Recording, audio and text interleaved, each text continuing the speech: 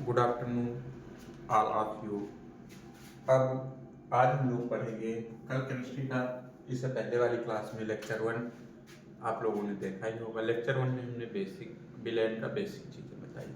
अब यहाँ से विलयन की जो सांद्रता व्यक्त करने की इकाइयाँ हैं उसमें शुरू करते हैं। उसमें जो पेपर के पर्पज से इम्पॉर्टेंट है वो चीज़ें शुरू करते हैं। पेपर के पर्पज से हम लोगों को पढ़ना है मोलरता, दूसरा मोललता,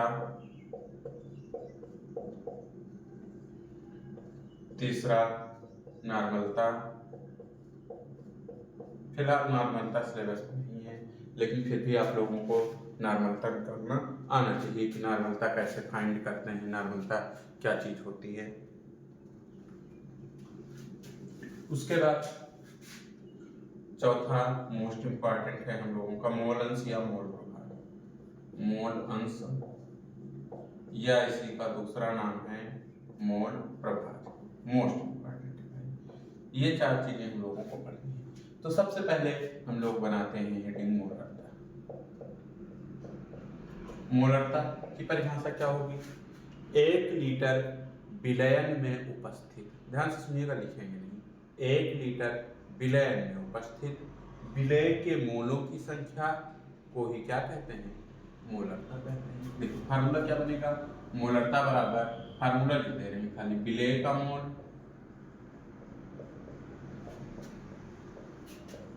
बटे आयतन लीटर में। विलय का मोल बटे आयतन लीटर में। डिफिनेशन क्या बनेगी? 1 लीटर विलयन में उपस्थित विलय के मोलों की संख्या को ही क्या कहते हैं? मोलरता कहते हैं। मात्रक क्या बनेगा? मोल प्रति लीटर। सेकंड है, पहले इन सबके फार्मूले देखते हैं, फिर सबके एक एक न्यूमेरिकल देखेंगे। उसके बाद बाकी डिटेल न्यूमेरिकल आप लोगों को प्रीवियस ईयर पेपर में प्रैक्टिस करवाए जाएंगे। मोललता सेम चीज है। मोललता क्या होगी? 1 किलोग्राम विलायक में उपस्थित विलय के मोलों की संख्या को ही क्या कहते हैं? मोललता कहते हैं। तो ऊपर विलय का मोल, बस सिर्फ एक फर्क है, बटे भार किलोग्राम। देखिए 1 किलोग्राम विलायक में उपस्थित विलय के मोल की संख्या मोललता। उसके बाद थर्ड है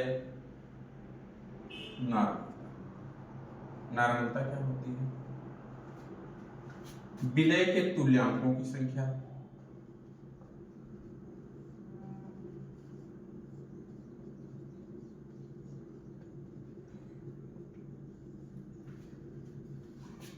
तुल्यांकों की संख्या बटे आयतन लीटर।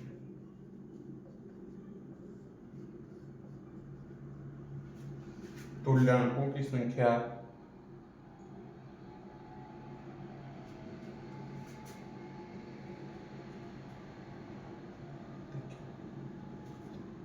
तुल्यांक, तो नॉर्मलता की डिफिनेशन क्या लिखेंगे?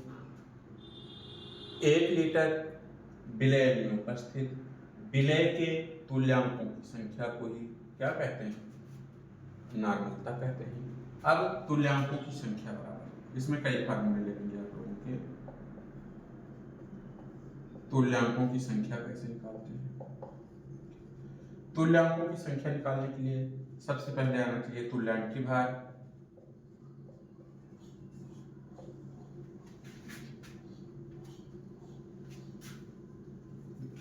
भार बटे तुल्यांक की भार। ऊपर भार रख दीजिए बटे तुल्यांक की भार। तो ये हम लोगों का निकल के आएगा तुल्यांकों की संख्या। उसके बाद तुल्यांक की भार कैसे निकालते हैं? तुल्यांक की भार बराबर होता है अणुभार बटे आवेश। इतने फार्मूले हम लोगों के क्लियर होने चाहिए। तुल्यांक नॉर्मलता की डेफिनेशन, 1 लीटर विलयन में उपस्थित विलय के तुल्यांकों की संख्या को नॉर्मलता कहते हैं। डेफिनेशन क्लियर होगी। अब फार्मूला बनेगा विलय की तुल्यांकों की संख्या बटे आयतन लीटर में। अब तुल्यांकों की संख्या बराबर निकालना है तो भार बटे तुल्यांकी भार, तुल्यांकी भार निकालना हो तो अणु भार बटे आवेश। इसी आवेश को अलग अलग रूप में मिलेगा, किसी में अम्लता, किसी में क्षारकता, लेकिन हमें इससे कोई नहीं, सिर्फ हमें आवेश प्लस माइनस काउंट करके उससे भाग दे देना है।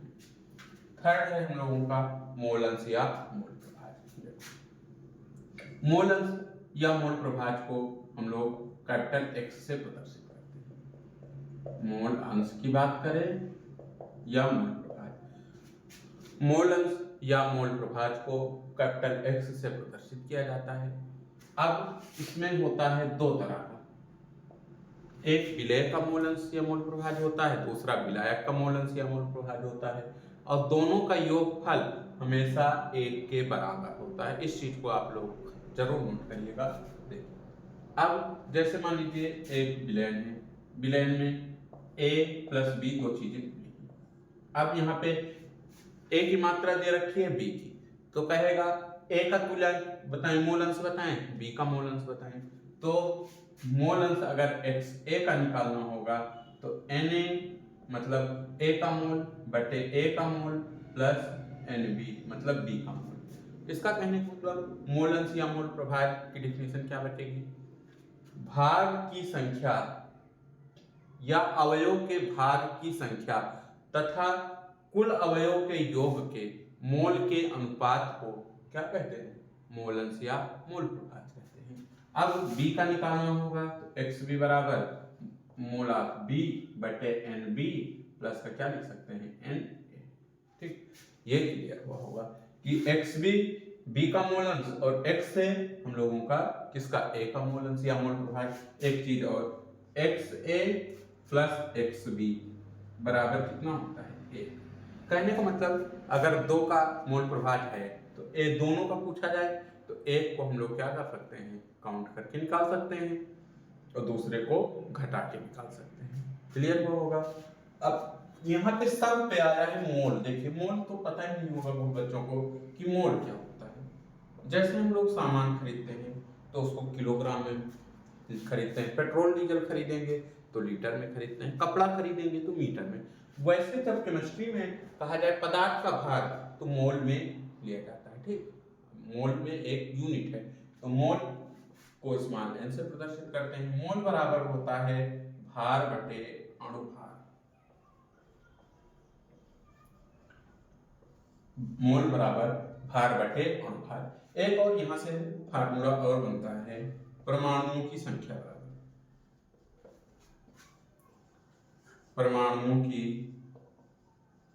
संख्या बराबर स्मॉल n इंटू 6.023 गुणे 10⁻23। इसको कहा जाता है अवोगाड्रो संख्या। ठीक, देखिए परमाणुओं की संख्या में निकालना हो तो मोल को अवोगाड्रो संख्या से गुणा कर देंगे तो हम लोगों को क्या आ जाएगी, परमाणुओं की संख्या आ जाएगी। उसके बाद अब मोल को ये इतना क्लियर होगा। उसके बाद नेक्स्ट आइए देख लीजिए, एक बार नोट कर लीजिए आप लोग इसको। अब इनके न्यूमेरिकल हम लोग सॉल्व करते हैं।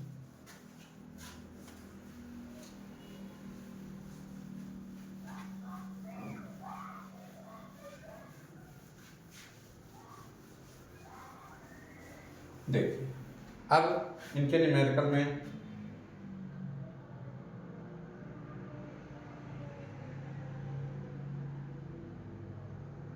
सबसे पहले न्यूमेरिकल में हम लोग सॉल्व करेंगे।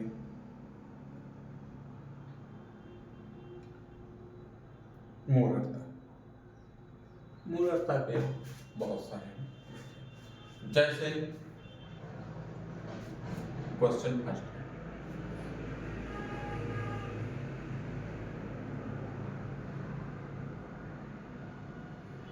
चालीस ग्राम NaOH को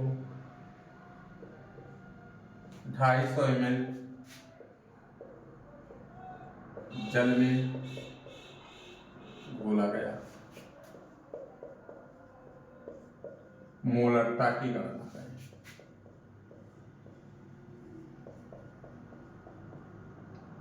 मोलरता की। तो सबसे पहले हमें देखिए नियमता कैसे निकालना है और कॉपी में पॉइंट टू पॉइंट मोलरता निकालना है। मोलरता बराबर होता है विलेय का मोल बटे आयतन लीटर। अब यहाँ से हमें मोल निकालना है तो मोल बराबर हो जाएगा पदार्थ का भार। अब पदार्थ है 40 ग्राम NaOH, तो पदार्थ का भार 40 बटे अणुभार। अब NaOH का अणुभार देखिए कैसे निकालते हैं। सोडियम का एक अणु तो 23, ये सब गिवन रहेगा आप लोगों को, ब्रैकेट में दिया जाएगा Na बराबर 23, O बराबर 16, H बराबर 1, तो Na का 23, ऑक्सीजन का 16 प्लस हाइड्रोजन का 1, जोड़िए 3 6 3 9 1 10 के 0 1 2 1 हासिल 3, मतलब अणुभार भी इसका कितना है 40। तो मोल बराबर भार बटे अणुभार, तो 40 बटे 40 कर दिया तो मोल 1 आया। उसके बाद आयतन दूसरी चीज चाहिए, आयतन में लीटर में चाहिए। यहाँ पे किसमें दी गई ml में, तो 250 ml है तो इसको हम लोग लीटर में बदलने के लिए क्या करेंगे 1000 से भाग। हमेशा अगर छोटी यूनिट दी गई बड़ी यूनिट में बदलना है तो भाग, और बड़ी यूनिट दी गई अगर छोटा करना है तो उसको क्या कर देंगे गुणा कर देंगे। तो बटे क्या कर देंगे 1000 कर दीजिए, एक जीरो से एक जीरो, 25 से कम 25, 25 400 बराबर बन गया 1/4। अब निकाल लीजिए। और एक चीज का विशेष ध्यान दीजिएगा कि बराबर के नीचे हमेशा बराबर रहेगा, और जो न्यूमेरिकल फेयर में ना किए हूं उसको फेयर में नोट करके चलिएगा। देखिए मोल कितना है 1/1, भाग आयतन लीटर में कितना है 1/4। इसको सॉल्व करेंगे 1/1 गुणे 4/1, तो 4 एकम 4 मोल प्रति लीटर। क्लियर। एक बार 40 ग्राम NaOH को 250 ml जल में घोला गया, मोलरता की गणना करें। ब्रैकेट में ये डाटा आप लोगों को चाहे एक साथ दे दे कि NaOH का अनुपात 40 चाहे। तो सबसे पहले मोलरता का फार्मूला जो हमें निकालना है उसका फार्मूला लिखेंगे। मोलरता बराबर मोल बटे आयतन लीटर में, तो मोल पदार्थ का भार 40 बटे पदार्थ NaOH का भार, Na का 23, ऑक्सीजन का 16, हाइड्रोजन का 1 40, 40 बटे 40 के 1 आ गया। उसके बाद आयतन हमें लीटर में करना है, तो आयतन निकालने के लिए 250 ml है, तो 250 बटे, अब ml को हमें लीटर में कन्वर्ट करना है, तो ml को लीटर में कन्वर्ट करने के लिए 1000 से भाग देंगे, तो 1 जीरो से 1 जीरो, 25 चौके 100, 1/4, तो 1/1 मोल को 1 मान लिए, भाग 1/4, बटे का मतलब भाग 1/1। जब इधर संख्या जाएगी तो ये गुणा यहाँ पे हो जाएगा, जब गुणा होगा तो संख्या ऊपर वाली नीचे, नीचे वाली ऊपर, तो 4 एकम 4 एक, कोई मतलब नहीं, 4 मोल प्रति लीटर। आई होप आप लोगों को क्लियर हुआ होगा। दूसरा देखिए, हर टाइप का 1 से 2 न्यूमेरिकल करवाए जाएंगे। क्वेश्चन 2 है शुद्ध जल की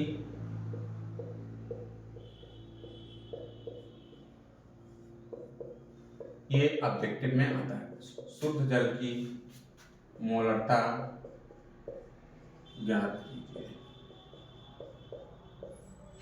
अब शुद्ध जल की मोलरता ज्ञात करने के लिए पूछेगा, तो हम लोग शुद्ध जल की मोलरता, तो वही काम, मोलरता बराबर मोल बटे आयतन लीटर में। अब मोल कितना निकालेंगे, तो यहाँ पे शुद्ध जल है तो शुद्ध जल का भार हम लोग कितना मान लेंगे, मोल बराबर 1 बटे H2O है, तो H2O का अनुभार निकाल लीजिए। हाइड्रोजन इसमें 2 गुणे हाइड्रोजन का 1 प्लस ऑक्सीजन का 1 गुणे 16, 2 एकम 2 प्लस 16 1 16, 16 को कितना हुआ 18, तो यहाँ पे 1/18 मोल हो गया। उसके बाद आयतन, इस कंडीशन में आयतन को हम लोग कितना रख देते हैं 1000। ठीक, जब कहा जाए शुद्ध जल की मोलरता निकालिए तो आयतन को हम लोग रख देंगे 1000। अब इसको सॉल्व करेंगे तो कितना आएगा मोलरता बराबर, देखिए मोल 1/18 भाग 1/1000, तो 1/18 गुणे 1000/18। अब इसको सॉल्व करते हैं तो 55.56 अब मोल प्रति लीटर। सॉल्व कर लीजिएगा कैलकुलेशन, यही आंसर आएगा इसका 55.56 मोल प्रति लीटर। डायरेक्ट ऑब्जेक्टिव में पूछा जाए शुद्ध जल की मोलरता 55.56 मोल प्रति लीटर। अगर लगाने के लिए दिया जाए तो इस प्रोसेस से लगाएंगे।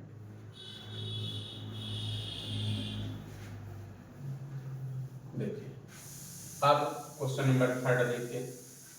अगला क्वेश्चन हम लोग पढ़ेंगे मोलरता का। एक लवण का अनुभार 30 है। कोई लवण है, एक लवण का अनुभार दिया नहीं है कौन सा पदार्थ है, 30 है। इसके 3 ग्राम को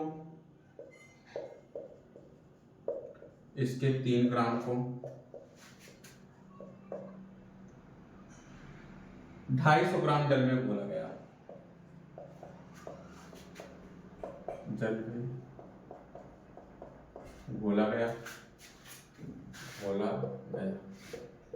मोलरता की गणना करें।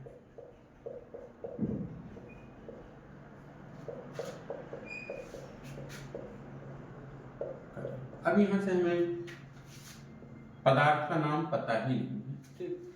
पदार्थ का नाम हमें कोई जरूरी भी नहीं जानना, और न्यूमेरिकल जो यहाँ कराए जा रहे हैं उतना इनफ नहीं है। तो आप लोगों को कॉन्सेप्ट दिया जा रहा है, क्योंकि न्यूमेरिकल की कोई लिमिटेशन ही नहीं है, जितना करते जाइए हर टाइप का 1-1, 2-2 न्यूमेरिकल आप लोगों को प्रैक्टिस के लिए करवा दिया जाएगा। उसके बाद आप लोग इसको उस पर देख लीजिएगा आराम से, जो प्रीवियस ईयर पेपर 2-3 साल के हैं उसका न्यूमेरिकल सॉल्व कर लीजिए। बहुत न्यूमेरिकल के पीछे भागना नहीं है, क्योंकि बहुत भागेंगे तो टाइम ज़्यादा वेस्ट होगा। देखिए निकालना है मोलरता। मोलरता बराबर क्या होता है, मोल बटे भार किलोग्राम में। तो सबसे पहले हमें क्या निकालना पड़ेगा, मोल पदार्थ का भार कितना है, 3 ग्राम है, और इसका अनुभार अब की बार हमें दे दिया गया है 30। निकालने का सिस्टम है, मतलब 1/10। उसके बाद भार हमें चाहिए, भार किलोग्राम में है, लेकिन यहाँ देखिए 250 ग्राम दिया गया, तो 250 को वही काम अगेन करेंगे, जैसे ml को हम लोग लीटर में बदलने के लिए 1000 से भाग, वैसे यहाँ भी 1000 से भाग। 1 0 से 25 से कम 25, 25 तो 1/4। अब यहाँ पे आ गया, अब लिख दीजिए मोलरता इज इक्वल टू, मोल कितना है 1/10, भाग कितना है इसका किलोग्राम में 1/4। इसको लिख सकते हैं 1/10 गुणे 4/1, तो 4 कितना 10 काटिए, 2 2 4 2 10, तो 2 कितना 5। अब इसको सॉल्व करेंगे नहीं जाएगा, तो दशमलव लगाएंगे, 0 बढ़ा दिए, 5 4 20, तो 0.4 मोल प्रति मात्रा। देखिए मोल है तो मोल प्रति किलोग्राम, तो मोल प्रति किलोग्राम। देखिए वही सेम कॉन्सेप्ट है, बस खाली इसमें मोल प्रति लीटर था, यहाँ मोल प्रति किलोग्राम है, बस इतना का ही फर्क है। एक न्यूमेरिकल और देख लीजिए, बाकी मोल प्रभाव के न्यूमेरिकल इंपॉर्टेंट हैं, तो उसको एक ही क्लास में 2-3 न्यूमेरिकल करवाए जाएंगे। अब एक क्वेश्चन आप लोग नॉर्मलता का देख लीजिए। नॉर्मलता फिलहाल सिलेबस में नहीं है, लेकिन निकालना आना चाहिए कि नॉर्मलता कैसे निकालते हैं। क्वेश्चन नंबर 4, चलिए नोट करिए क्वेश्चन। 4 ग्राम सोडियम हाइड्रोक्साइड को 4 ग्राम NaOH को जल में घोलकर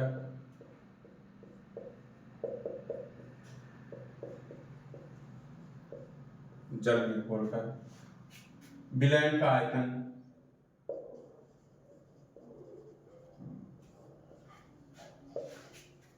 विलयन का आयतन 250 ml कर दिया गया,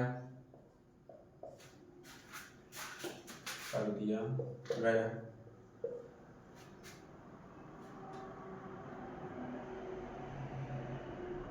विलयन की नॉर्मलता क्या करें,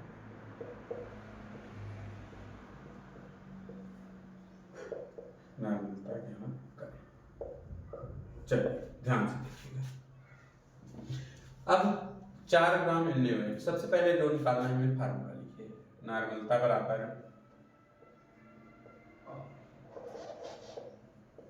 तुल्यांकों की संख्या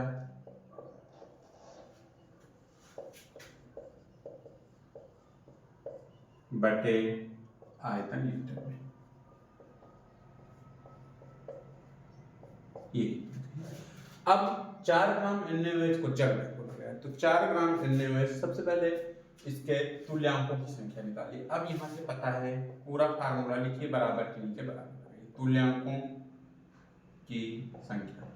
तुल्यांकों की संख्या बराबर होता है भार बटे तुल्यांक की भार। अब इसमें काफी चीजें निकालनी है, भार बटे तुल्यांक की भार, लेकिन एक से ही आप लोगों का काफी कॉन्सेप्ट क्लियर हो जाएगा। अब तुल्यांकों की संख्या भार बटे तुल्यांक की भार। अब यहाँ से फिर फंस गया मामला कि भार तो दिया गया कितना, 4 ग्राम, तुल्यांकों की संख्या निकालने के लिए 4 ग्राम, लेकिन तुल्यांक की भार ही नहीं दिया गया। तो एक फार्मूला आप लोगों को और अभी जस्ट बताया गया, तुल्यांक की भार बराबर, तुल्यांक की भार बराबर अणुभार बटे